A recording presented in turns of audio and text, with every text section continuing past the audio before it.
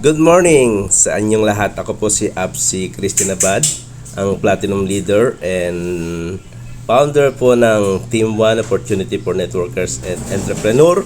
In this video po, gusto ko lang munang batiin muna si Romnick Vandal, ang ating bagong affiliate enrolled by sino nga ba to? Jerome Vandal ata, si Jerome Vandal ang kanyang enroller. And sa video na to, sa lahat ng mga Kalibgood worldwide na mga members po, mga active. So dito po sa video na to, ituturo ko sa inyo kung ano po yung first step na gagawin o ano yung dapat mong gawin after mo ma-register yung isang bagong affiliate, kung ikaw mismo yung nag-register sa kanya. Okay, maraming mga members hindi pa po alam ito. So, andito ka ngayon para malaman mo kung ano-ano ba yung talagang dapat gagawin after mo ma-register yung isang affiliate. So, right after po ng registration, syempre of course, i-login mo yung account. Importante na ma-login mo yan para ma-sure mo na na-open mo yung account, kasi pag di mo na-login yan, may problema sa iyong registration, di ba? Yung username and password, importante po yan kasi ibibigay mo po yan dun sa owner na si Romnick Vandal. Ayan, pina-encode pala to ni Ate Janet Vandal ng Cavite. Ayan, congratulations po sa bago nyo na namang resulta na to. Ayan po, nakalagin na po si Romnick Vandal. Nilagin ko na po yung kanyang username and password. Nakalagin na po yan. Ang una nyo pong gagawin muna, syempre, puntahan nyo po yung, yung may info. Importante po yan.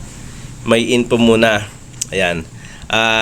Then, after po nyan, i-screenshot lang po natin. I-screenshot natin yung kanyang may info. Okay. Screenshot natin. Importanteng ma-screenshot natin yan. Ayan, kasi para meron siyang kopya agad. Okay? And then, after po nyan, puntahan po natin ang kanyang, isiset ang kanyang may earnings. Set up po natin yung kanyang payment option at saka yung credit wallet niya. Punta tayo ng may earnings niya. Pinindot ko po ito, yung tatlong guhit na yan. Pagka pindot mo po nyan, punta ka po rito sa may earnings. Ayan, nakita niyo naman yung may earnings. Okay, after mo pumunta po dyan sa may earnings, una nyo munang i-set up yung payment option niya. Marami po sa inyo hindi pa po nakaset up yung payment option.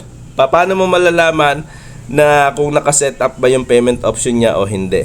Kasi may lalabas po dito yan sa ilalim na set up your payment option, nakalagay dito. Kung nababasa nyo dito sa date paid, nakalagay dyan sa date paid nyo, set up your payment option. Ibig sabihin, hindi pa nakaset up yung payment option mo. O syempre, ang gagawin mo, click mo ito, yung select your payment option. 3 clicks lang naman ata yun. Ayan, pinindot natin. Then, after nyan, paglabas nito, i-click mo na agad yung submit. Submit mo na. Okay? Submit. Pagka-submit po nyan, submit. Ayan, na-submit na, di ba? So, baba ka po. Baba ka. I-check mo po ito, yung global e-wallet. I-check mo yan. Okay, after checking, ayan, i-select ko, i-select mo lang pala yan. Ayan. Pagka-select po, click mo na po yung save. Ganun lang po. Okay, click natin save. So, ayan na po, sabi rito, your payment option has been updated. Dapat ganyan po yung nakikita nyo. Okay, pag hindi pa po kasi, makikita nyo wala pa kayong payment option sa ilalim. Okay, yun na. Tapos na po yan. Pagka nakaset na po yung payment option nyo, punta uli kayo sa menu, dyan sa hamburger line. Click natin. Then balik po uli kayo ng my earnings. Punta tayo sa my earnings. Yan. Then after po, i-click nyo naman yung transfer commissions to credit wallet. Yan, transfer commissions to credit wallet. So, i-click po natin yan. Click natin. Ayan. Tapos baba lang po kayo. May tatlong option po dyan. Do not credit. Yung naka-default po. Yan po yung pagka-register. Yan na po agad yung nakaselect. Then, ang pipiliin nyo po dapat yan yung pangatlo. Ayan. So, I would like to credit all of my earnings to my credit wallet. Yan. Yun dapat po isa-select mo.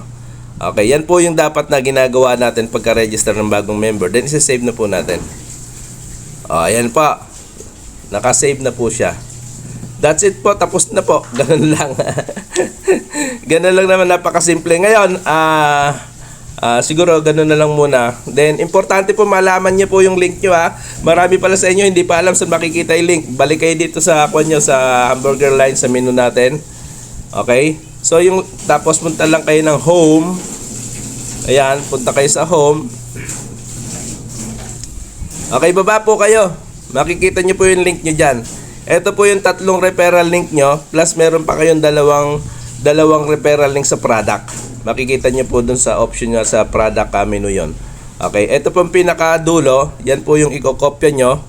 Yan, yung nasa pinakailalim po. livegoodtour.com/ kung ano yung username mo. So yun po yung magiging link mo na ipapasa mo sa lahat ng mga magre-register sa link mo, sa lahat ng mga kaibigan mo na magiging interesado. Pwede mo rin po yung isama sa mga pinopost mo, ilagay mo sa ilalim. Or kapag may mga picture ka, i-edit mo yung picture o yung video, then i-type mo yung link mo. Okay, kagaya nung ginagawa ng mga maraming leaders, ganun po. Okay?